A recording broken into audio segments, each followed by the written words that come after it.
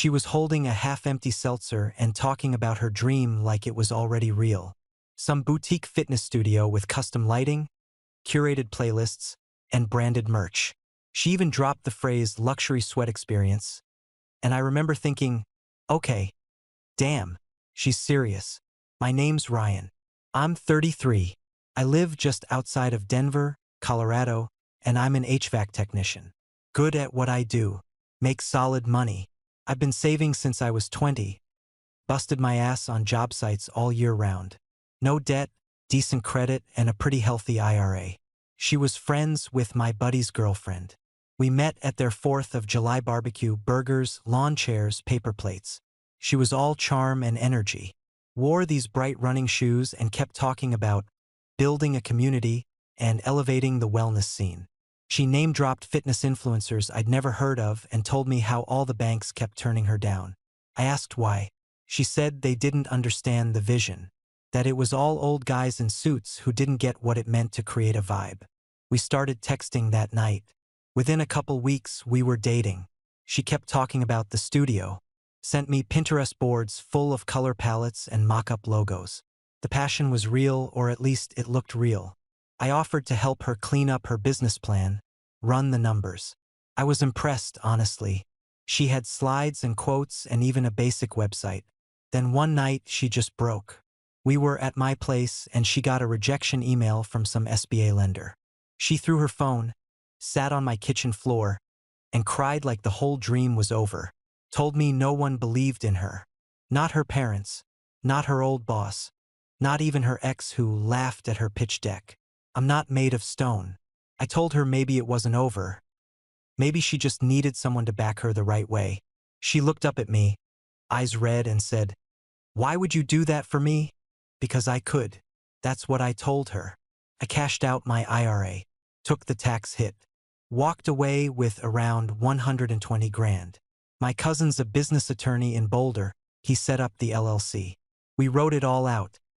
I'm 70% owner. She's 30. Everything legal. Everything signed. She kissed me like I just saved her life. Called me her hero. Said I saw something in her that no one else did. The lease got signed 3 days later. It was a corner unit in a trendy part of downtown. Exposed brick, skylights, already had plumbing and soundproofing from the last yoga place that folded. Rent was $4 grand a month, but she swore it was worth it for the location and foot traffic. We put it under the LLC. My cousin double-checked everything. Paperwork solid. I was majority owner, tied to every legal line. She took the lead on design and marketing, said that was her wheelhouse. I handled the boring stuff: permits, contracts, insurance, inspections. First big bill? Rubber flooring. $6 grand. Then came custom mirrors, LED lighting, and some audio setup she found on Instagram. I watched my retirement drip away, invoice by invoice. Every week, another 1,000 here, 3,000 there. It added up fast. "You sure we need all this?" I asked one night, going through the latest charges. She barely looked up from her laptop. "It's about brand identity, babe. This isn't just a gym. It's an experience." That line started popping up a lot. It's an experience. Like that explained everything. One day she mentioned a branding consultant she was working with. I'd never heard of this person. She said he was helping with the launch strategy, colors, taglines, all that. I asked if we had a contract or invoice for him. She waved it off. "He's freelance. I'll send the receipts later." Later never came. I followed up a few times. Texted her, emailed her. "Hey, just need those consultant receipts for the files." She'd text back hours later, "OMG, I forgot. We'll send tonight." She didn't. A couple weeks in, I started going down to the space more often, checking things myself. One time, I walked in and found her giving a tour to some influencer-type girl with a ring light and a camera crew. Another time, she had music blasting while two dudes rolled in giant crates labeled supplements. "What's this?" I asked, pointing to one. She shouted over the music, "Sample inventory for the smoothie bar." That was the first I'd heard of any smoothie bar. I pulled her aside after. "When did we agree on selling supplements?" She laughed. "Don't stress. It's just promo stuff. The guy's doing us a favor. You'll see. It'll be great for brand synergy. That phrase, brand synergy, I wanted to put my head through the drywall. Still, I let it slide. Told myself she was just overwhelmed. She had a million tabs open in her brain and probably forgot to loop me in. I'd never built a business from scratch before. Maybe this was normal. Maybe this chaos was part of the process. She stayed busy. Photo shoots, social posts, ordering plants and neon signs and glass water bottles with our logo. Meanwhile, I was the one on the phone with city permits, chasing down the fire inspection, writing the checks. One night, I stayed late after one of the inspections ran long. She'd already left. I walked into the back room to turn off the lights and found a pile of unopened boxes. Each one had the same return label, a supplement company I'd never heard of. The packing slips were inside. Pricey stuff. Pre-workout tubs, branded protein, collagen mixes. No mention of promo or donation. These were real invoices. Called her. No answer. She texted me the next morning like nothing happened. Thanks for locking up last night. You're the best flexed biceps. I didn't respond. The feeling in my gut wasn't just off anymore. It was sour. But I didn't say anything. I kept showing up, kept signing checks. I told myself the same lie every dumbass tells himself before the crash. If I pull the plug now, everything we spent is wasted. Grand opening day, I showed up early with a box of donuts and a fresh shave. Wore the nicest shirt I owned. Buttoned down, ironed, tucked in. This was supposed to be the big payoff. Months of stress, money, and watching my future drain into paint colors and overpriced signage. All leading to this. I walked in and saw lights on, music thumping, smoothies getting lined up at the welcome table. It looked good, I'll give her that. People were already snapping selfies at the neon wall she had installed. Sweat, slay, repeat. Or something dumb like that. Then he showed up. Slick dude, maybe 25, full sleeve tattoos, tank top like it was still summer, even though it was 50 degrees outside. Walked in like he owned the place, giving out high fives and calling everyone champ. I watched him fist bump a DJ we'd never hired.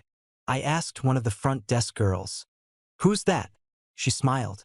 "That's the co-director. Didn't you know?" No, I did not.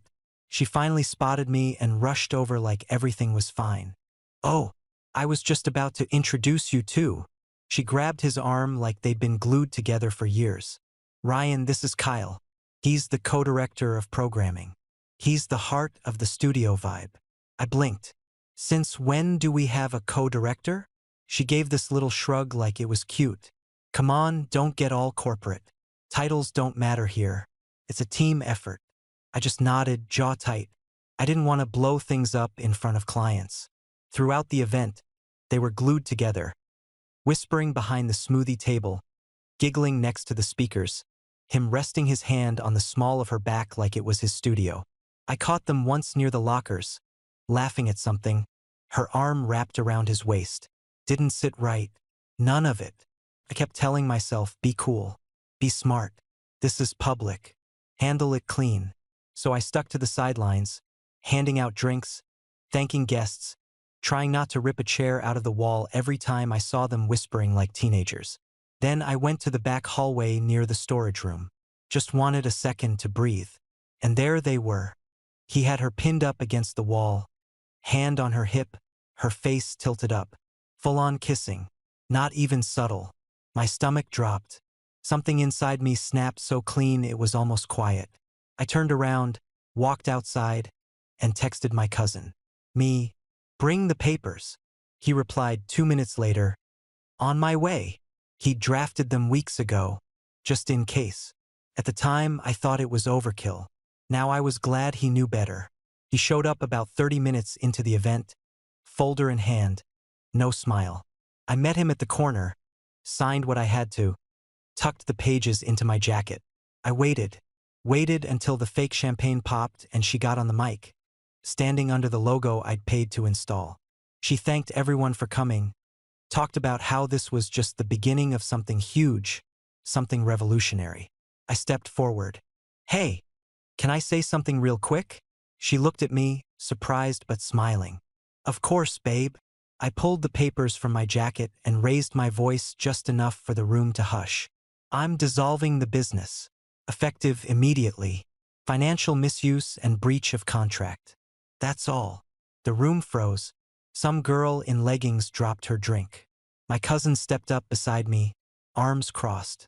I nodded toward the smoothie table. Thanks for coming. Enjoy the drinks. This place is closed. Then I walked out. Didn't wait for her reaction. Didn't look back. Last I saw, she was still standing there, mouth open, mic in one hand, boyfriend nowhere in sight. By the time I pulled into my driveway, I already had the locksmith on the line. Tonight, I told him. Doesn't matter how late. I'll pay extra. He came out around 9. Changed both doors, gave me a fresh set. The house was mine long before she came along. Paid off in my name, no joint anything. She didn't have a legal foot to stand on. I packed her stuff while he worked. Every drawer, closet, box under the bed. Dumped it all in the garage. Labeled nothing. Didn't care. Just got it out. Her clothes, makeup, books, yoga mats, half-used shampoo bottles. Tossed it all into plastic bins like clearing a damn storage unit. Around 11:30, the headlights hit my front window. I knew that was her before she even got out. She came stomping up the walk, screaming before she reached the door. You seriously locked me out? Are you insane? I didn't open it. She started pounding both fists, shaking the handle. You can't do this. You just ruined my entire life. I cracked the door, didn't unlatch it. Your stuff's in the garage. You have until noon tomorrow to pick it up. Are you kidding me right now? Her voice hit that shrill pitch I knew too well. You ambushed me in front of clients. You embarrassed me in front of investors. Lease is under the LLC. I'm 70% owner. You want to fight math? Be my guest. That shut her up for a second. Then came the threats. I'm going to sue your ass, she snapped.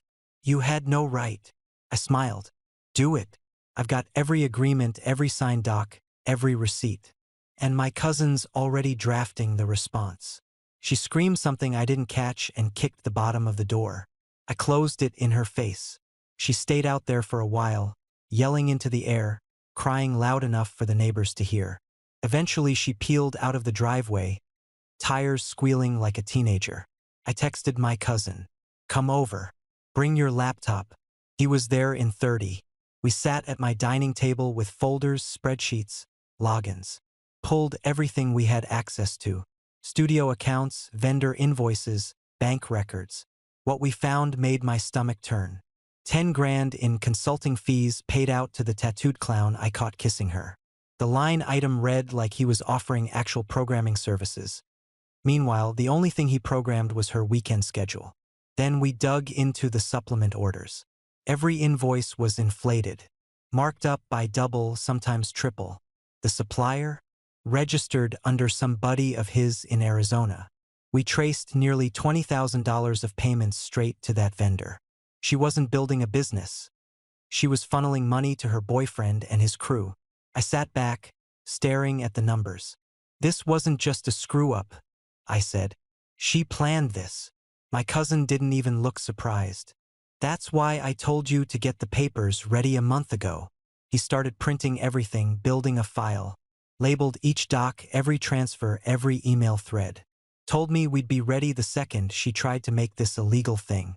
Around 2 in the morning, I stepped out to the garage. Still quiet, her stuff untouched. Not even a text. I grabbed a beer, leaned against the wall, and stared at the boxes. It wasn't about the money anymore. It was how easily she lied. How deep it went. She didn't just cheat on me. She built an entire fake brand around it. By Monday afternoon, the letter showed up. Certified envelope, thick packet inside. She'd hired one of those mall-tier law firms that advertise on billboards and bus stops. The kind of guy who probably made most of his money on slip-and-fall cases. The letter was a joke. Said I'd illegally seized her intellectual property and inflicted emotional and financial damage through abrupt dissolution. Then they demanded I hand over the entire studio and pay her $100,000 for emotional distress and loss of future earnings. I read it 3 times just to make sure I wasn't hallucinating. Then I slid it across the table to my cousin. He flipped through it stone-faced. "All right," he said, pulling his laptop over. "Time to return fire." He drafted the response that night, point-by-point breakdown of her contract violations. He attached every payment she made to her boyfriend under false pretenses, every overbilled invoice, copies of our signed agreement showing I had full legal control to dissolve the LLC. Everything backed up. 3 days later, we got a one-line email back from her lawyer. Reviewing client's documentation. Translation: "Oh crap. We didn't hear anything for almost a week." Then he came back begging. Not officially, of course. Just a toned-down letter asking if we'd consider a settlement of 40 grand so both parties could move forward. I didn't even hesitate. "Send the fraud docs." My cousin nodded. Fired back everything. Itemized lists of the boyfriend's payouts, the shell company, the marked-up supplement invoices. Even screen grabs of her text saying she was so glad Kyle is finally on the payroll. The next morning, her lawyer officially withdrew from the case. Didn't even try to fight it. After that, she started scrambling. First thing she did was try to charm the landlord into giving her the lease directly. Said she wanted to save the business and cut out the negativity. Landlord called me. "Is this your business partner trying to transfer the lease?" "Not anymore," I said. "She's out. Everything was under the LLC. She's not on the docs." "She didn't qualify anyway," he said. "Terrible credit, no income." "Yeah," I said. "Sounds about right." 2 days later, I was out on a service call, working on a rooftop unit in Aurora. I climbed down the ladder, and there she was, standing next to my truck like a scene out of some low-budget drama. Her face was puffy, makeup smeared like she'd been crying or didn't care. As soon as I hit the pavement, she started yelling. "You think this is over?" she snapped. "You ruined everything." I kept walking past her like she wasn't there. Reached for the truck door. She followed me around to the driver's side, waving her arms. "You want to pretend like I don't exist? Like I didn't build that studio from nothing?" I opened the door and got in.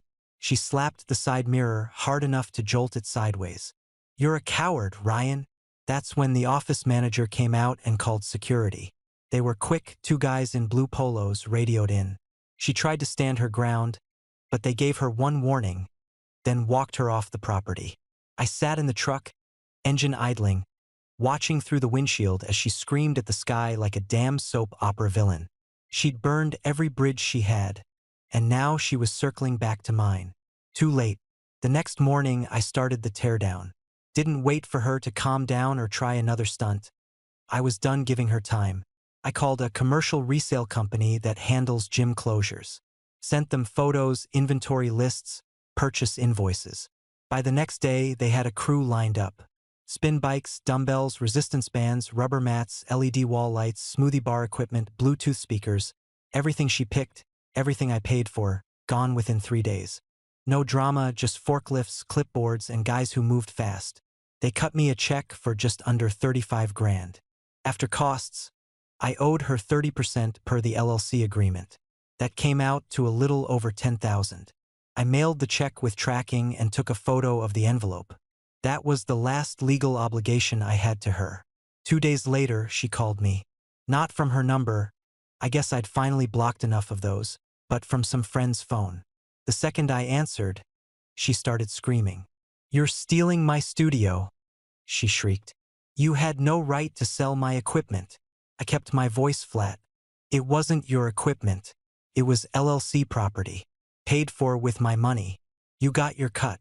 You owe me more than that," she snapped. "No," I said. "I don't." She tried to keep going, but I hung up. Didn't answer when she called back. I should have known that wouldn't be the end of it. The resale company was scheduled to do final pickup that weekend. Saturday morning, around 6, I got a text from the landlord. "FYI, someone tried breaking into the studio last night. Police were called. Cameras caught it all." I called him. "Was it her?" I asked. He sighed. "Yep, same girl. Tried to come in through the back. Set off the motion sensor. She'd brought bolt cutters, apparently. tried to pop the back gate and wedged the door open with a car jack. The camera caught her face clear as day. Cops came, cited her on the spot for attempted break-in. She tried to say I had locked her out illegally and was stealing her business. Landlord didn't even let her finish. I made the call, he told the cops. She doesn't have a lease, doesn't have keys, doesn't have a claim. He forwarded me the footage. I watched it on my phone. There she was, hoodie pulled over her head, flashlight in her mouth, yanking on the handle like a raccoon going through trash. It was pathetic. And no, I didn't press charges. I didn't need to. The citation stuck. She had to leave the property and wasn't allowed back without legal clearance, which she didn't have and never would. Actions have consequences. And for once, she didn't get to wriggle out of them. Barely a month after the liquidation, I started hearing rumors. One of the vendors from the old studio sent me a message on LinkedIn. Hey, just FYI, your former business partner's trying to open something new. She's using your old branding. I didn't respond, but I kept watching. She and the tattooed clown, Kyle or whatever name he was using this week, had rented out a small warehouse in an industrial park about 20 minutes away. She slapped together a cheap logo, posted photos of empty mats on concrete floors, and called it a relaunch. Same neon slogans, same hashtags, same gear style. She even reused the playlist. They reached out to the same vendors we'd used: mats, mirrors, lighting, protein powders. And somehow, a few of them actually extended credit. Probably figured if they worked with us once, it was legit. It wasn't. I drove by the warehouse one evening just to see it for myself. Roll-up door half open, cheap vinyl banner flapping in the wind. 2 cars parked out front. Place looked like a pop-up CrossFit knockoff. 6 weeks later, it was already falling apart. The smoothie cooler broke. The sound system never worked right. They didn't get enough foot traffic, no real marketing. Instagram looked like a ghost town. One post had 11 likes.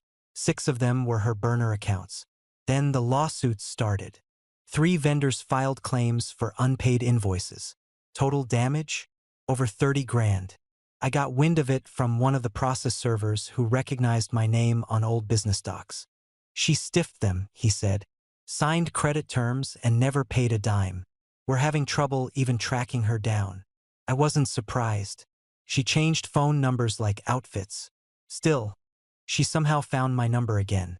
Called from a burner, didn't block it this time. I picked up without thinking, then immediately regretted it. Ryan, she said, soft like nothing happened. Can we just talk like adults for a second? I didn't say anything. She kept going. Look, I know things got out of hand, but this is different. I just need you to let me keep the brand. The name, the logo, that's all. You're not even using it. I laughed. You mean the brand I created, legally owned and funded alone? You know I built the community, she snapped. People followed me for my vision. Yeah? How's that working out? Silence. I let it hang. Then I told her flat out, the name, the logo, the website, all of it belonged to the LLC, which I dissolved. There is no brand left to give you.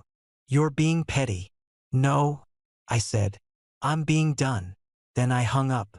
That same night, I logged into the website domain account. It was still in my name. Same with the Instagram, the Facebook page, and the email newsletter platform. I kept them all frozen just in case she tried something stupid. She did. So I deleted everything. Domain, canceled. Socials, wiped. Email list, nuked. Every digital trace of the studio, gone in under an hour. Next day, she tried launching new pages with similar names. Didn't go far. No followers, no credibility, no equipment. You can't build a brand on nothing, especially when the truth is still out there and 3 lawsuits are breathing down your neck. She wanted the image of success without putting in the real work. That was always her thing. Chasing clout, not clients. And now the show was over. A week after I wiped the digital footprint, I got a notice from the county court. She'd hired another lawyer, slightly more expensive, slightly more desperate, and filed a claim saying I'd illegally dissolved the LLC without consent. I forwarded it to my cousin. He called me within 5 minutes, laughing. She's seriously trying this now? Yep, I said. Last swing before rock bottom, I guess. He pulled the original LLC agreement from his files. Signed by both of us, plain as day. Clause 18. Majority owner holds full authority to dissolve the entity at any time, with or without partner consent. He submitted it with a motion to dismiss. We showed up in court, barely said a word. The judge read the documents, looked over her filing, and tossed it out in under 3 minutes. Didn't even ask us a question. Just said, "It's all here in writing. Case dismissed." That was it. Her last legal shot, dead on arrival. Meanwhile, the vendor lawsuits rolled forward. All 3 vendors who gave her credit during the warehouse reboot filed suits. 2 for gear, 1 for supplements. She never responded to any of them. Didn't show up for court. No lawyer. No excuse. Default judgments, all 3. Total owed, 30 grand, plus interest. I saw the case summaries online. She didn't even bother opening her mail.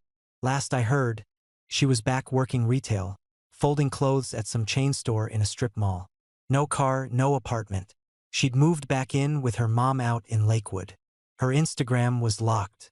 The fake studio accounts were deleted. The influencer posts stopped. No new burner numbers for a while.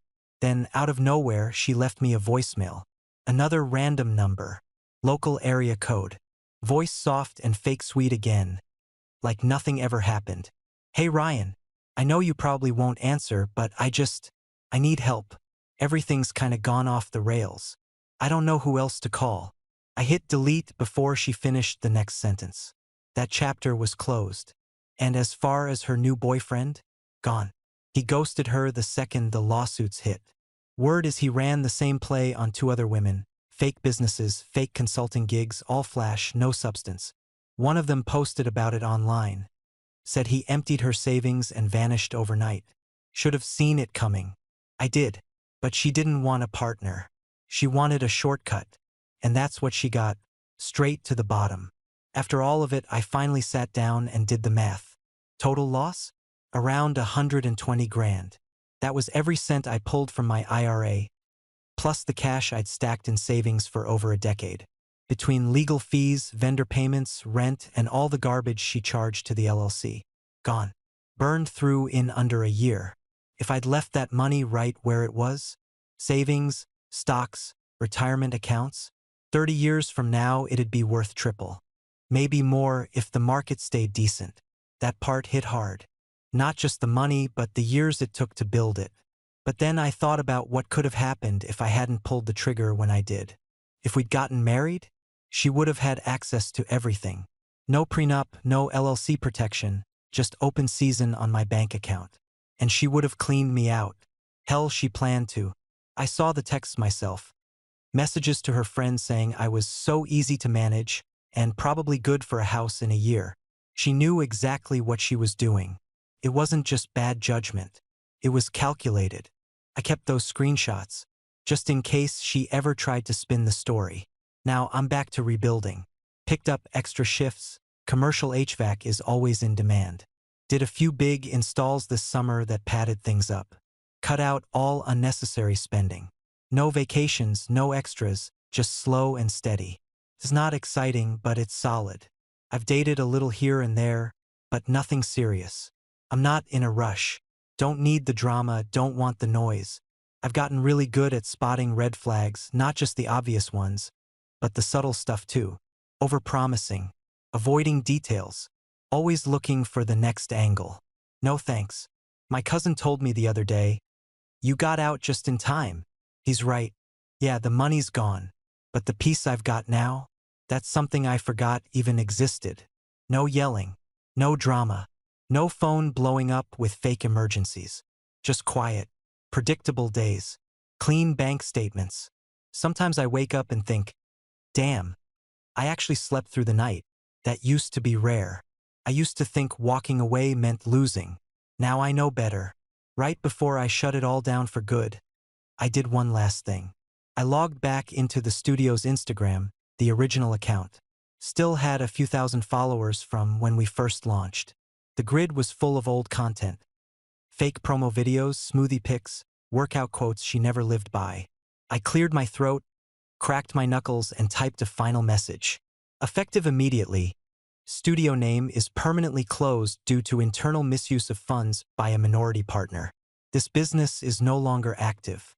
If you see any other account using the same name, logo, or branding, it is not affiliated, licensed, or authorized. Thank you to those who supported us. I hit post.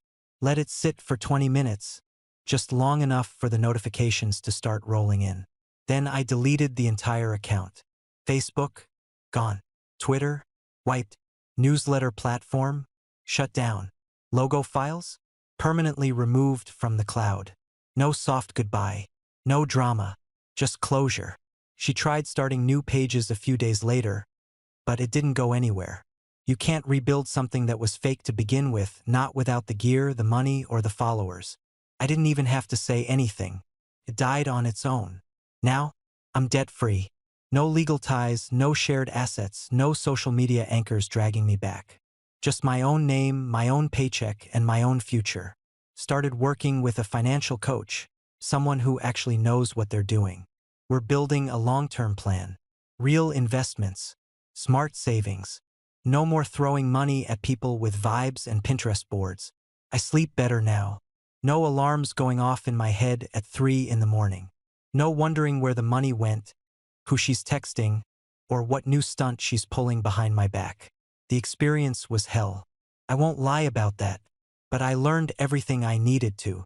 I used to think that love meant showing up no matter what, proving you believe in someone even when no one else does. But real love doesn't ask you to sacrifice your future to prove it. Especially not for someone who would never do the same for you. I'll be fine. Maybe not today. Maybe not next year. But I'll be fine.